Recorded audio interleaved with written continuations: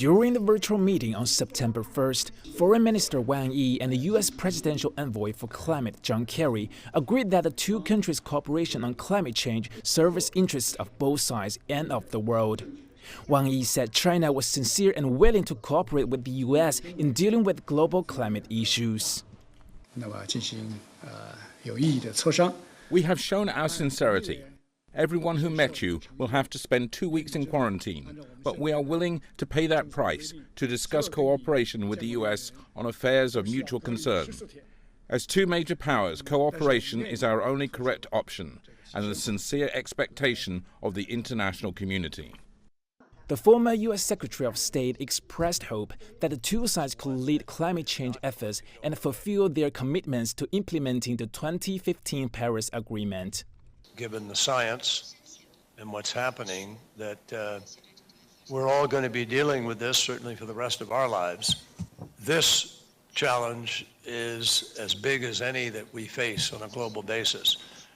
And China, my friend, plays a super critical role. While cooperation on climate change enjoys broad support, worsening China-U.S. relations on other issues are complicating the path to mutually beneficial results. Foreign Minister Wang urged Washington to stop viewing China as a threat and a rival, and to take concrete actions to get bilateral ties back on track. Wang reiterated China's two lists of major concerns and three bottom lines he presented in July to the U.S. Deputy Secretary of State. He said the U.S. timely response to these concerns and bottom lines are necessary for bilateral ties to resume. One of China's two lists demands Washington to retract punitive measures on Beijing, including the U.S. unreasonable sanctions on Chinese officials and government agencies. The other list calls on the U.S. to address individual cases such as violent attacks and unfair treatment of Chinese citizens in the United States.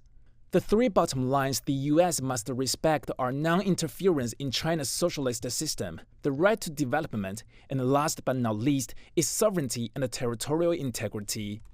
The U.S. side likened China and the U.S. cooperation on climate change to a metaphorical oasis amid tension in bilateral ties. However, Wang said this oasis can run dry and fail if it continues to be surrounded by the desert of irreconcilable differences on other issues. Kerry responded, saying cooperation on climate issues will create opportunities for addressing difficulties facing the two superpowers.